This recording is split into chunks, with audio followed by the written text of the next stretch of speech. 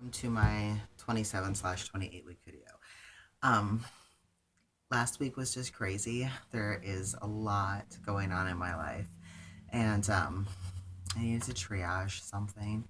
Actually, I ended up needing to triage a lot of things, but this video was one of the things that I had to sort of bump down the priority list to take care of some more crisis level situations. So I appreciate your understanding and your patience. Honestly, there wasn't a whole lot to talk about last week, anyways. So if there was going to be a video I had to skip, that was a pretty decent one. I mean, you maybe missed out on a 4 or 5 minute video. I wouldn't have had a whole lot to say. So for for 28 weeks, we're all done with the first and second semester. We're on to the third semester now, and I feel like it because I'm pretty. Let's see, try to scoot back here so you can see. Pretty far out now. It doesn't look super different, I guess, than last time because I keep losing weight the whole pregnancy. So as the baby adds weight to my body, I'm losing it because I'm just not able to eat as many calories as would be ideal every day. Because even though the morning sickness is almost completely gone, the amount of food I can eat at a time is just minuscule. And I'm trying to be good about eating 4 to 5 times a day, making sure that I'm constantly getting stuff in there. But I'm also a really busy person, and that doesn't happen every day. So it's just the calorie battle. But like I said, I started this pregnancy as a heavier set person, so it's not like those reserves aren't there. And it's my midwife isn't concerned about it, and if she's not worried about it, I'm not worried about it. So I'm just trying to make sure that the quality of the food I eat every day is good, and I'm making sure I take my prenatal to compensate to make sure that any nutrients that are necessary to build that little body are there. So the baby weighs at least 2.25 pounds. So that's about like the size of like a large eggplant. And they also measure about between 14 and a half and 15 inches from head to toe. I definitely feel that. I feel very, very full. And like there's a lot of room being taken up inside of me.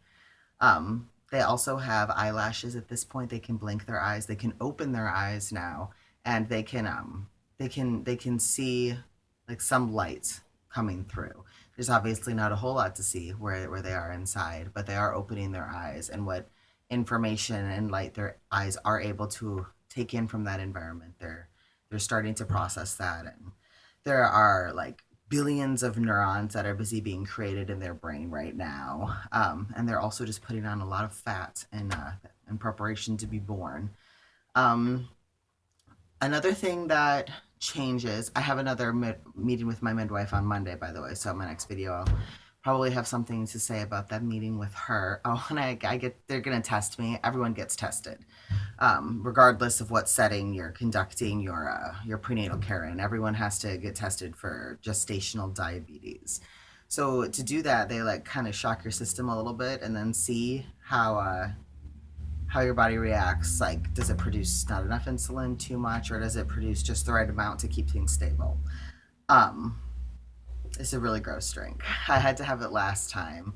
There's like a few different flavors that it comes in, like lime nasty, cherry nasty, orange nasty. They're all terrible.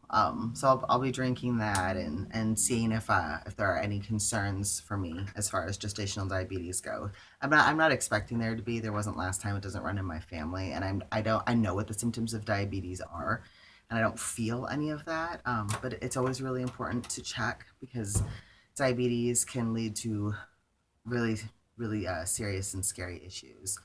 Um, what else? Sometimes this is also when they'll check to see if you're RH positive or RH negative, because if you are RH positive, then you have to receive a shot of an RH immunoglobulin after you give birth, because basically, if what you are doesn't match what your baby's is, then sometimes your antibodies will attack.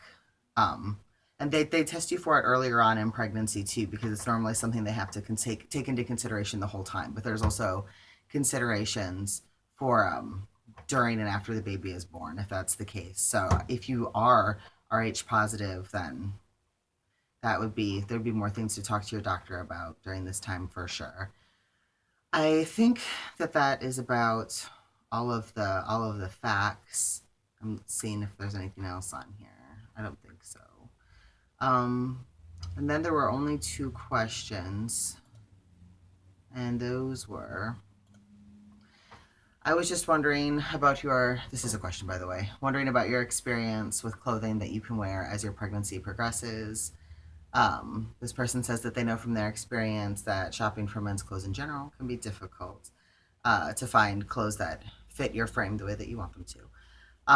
And that if I had found any particular brands or style of clothes that work, if you are interested in presenting more masculinely while pregnant. And honestly, I am someone who carries high. So most of where the baby is pushing out on me does not affect the size of the pants I'm wearing around my waist. So, well, or down by my hips more so than my waist right below them or whatever. So I haven't had a whole lot of issues with pants yet, even as big as I'm starting to get. I think I'm only wearing like one size up. From what I was before to accommodate that little bit of stretch that I have down there. It's mostly been shirts for me. And honestly, like I've been able to just get gradually larger t-shirts and button downs and sweaters. And so I've just been wearing the exact same clothes I would wear anyway, but in larger sizes. So I guess it depends on what types of clothes you like to wear. I'm also liking to wear baggier clothes right now because it makes me feel like it's less obvious. It feels a little bit like safer and more comfortable. Um, but I think just wearing larger sizes of men's clothes for me anyway seems to work just fine. Um, I, I haven't found any necessity for maternity wear. And honestly, last time when I was carrying my other child, I didn't really feel that way either. I just once again wore larger sizes of what I would wear anyway. Um, so yeah, I don't think I think that maternity wear is definitely a thing. People seem to like it, but I don't think it's like necessary. Like you there are ways to buy clothing that will accommodate you without buying some item that's specifically meant for clothing a pregnant body. Another question was, have I had top surgery? Yes, more or less. And there are other videos where I address that too, or go into more detail about it.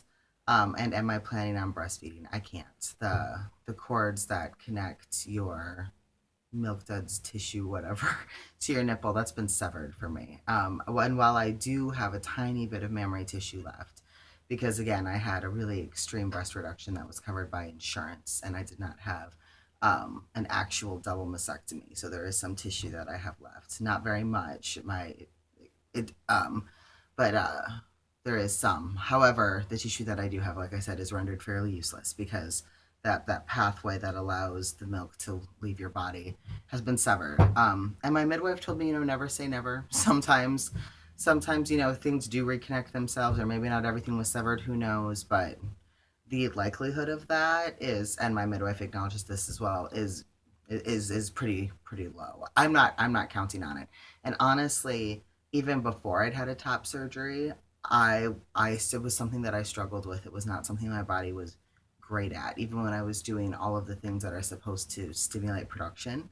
And that's just varies from body to body. Some people's bodies are, it comes really naturally to them, and their bodies are good at it, and other people have a harder time succeeding at that. So I ended up having to use donor breast milk last time because I didn't want to feed my child formula. And that's not that formula isn't a perfectly safe, fine choice.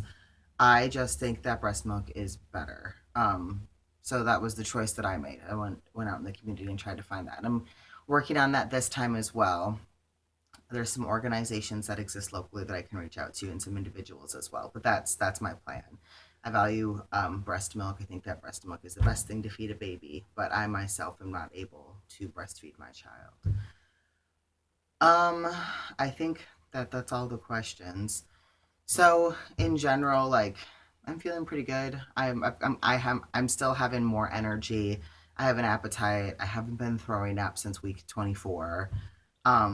Feeling a lot better overall. Putting together a birth plan.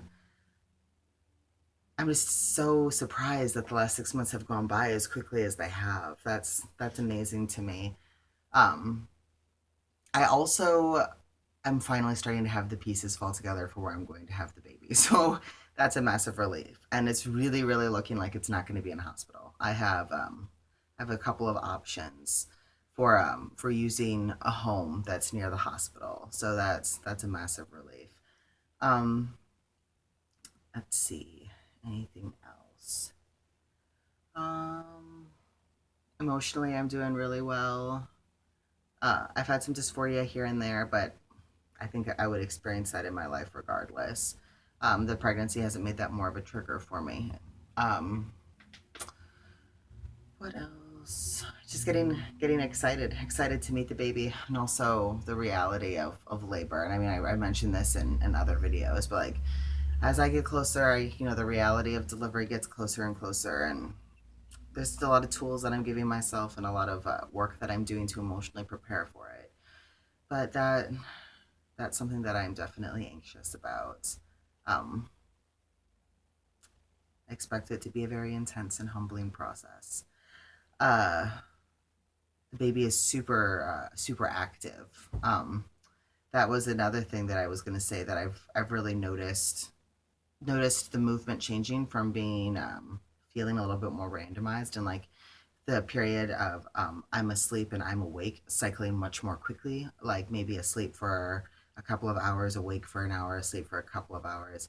Those cycles are starting to stretch out longer now.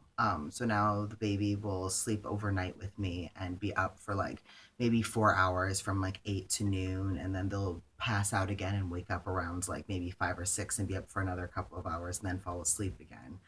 So it's really interesting to see that, to see those cycles become um, more concrete and more sophisticated the more the neurons in their brain are developing. Um, I think that that's about all I have to say. Yeah, that's probably about all. So oh no, I remember I was going to say with my midwife too. That's right. I'd started saying that I'm seeing them on Monday. Um, and this Monday will mark the last time that it's only once a month that I'm seeing the midwife. After that, I start going every 2 weeks. I think for the next 2 months. I think it's 4 appointments that are 2 weeks apart, and then the last month there's 4 appointments packed into that. You have to go once a week. So I'll be seeing my midwife a lot. Um, it's a little stressful to have to make all of those appointments because they're on the other side of town. But I think that that's worth mentioning. It's good to be aware that that happens. And obviously, that's because the further along you get, the more likely the possibility of an early delivery becomes. The heavier the fetus is inside your uterus, the more likely your uterus is to expel it, essentially. And there's more things to keep track of and make sure everything is going okay. The more pregnant you get, the more likely you are to get preeclampsia or to get a sudden onset of gestational diabetes, because the demands on your body only continue to intensify, right, until you give birth. Um, so I think that is actually it. Sorry, normally I'll write out everything that I'm going to say and have an organized outline, but like I said, I've just been kind of flying by the seat of my pants lately. Um, so this is sort of a half-ass double week video. So I apologize for that, but at the same time, I have a really, really busy life. So doing my best to find that balance and accommodate. Um, oh, I lied. There's an extra question here. How old is your older child? I think I've said this before, 5.5. Um, wow, this video is really all over the place. But yes, that I think is everything. And I will see you next week. Things are starting to calm down here a little bit, but I have a major art show next weekend, and then my semester of school starts the day after that. So, yeah, I will see you at week 29.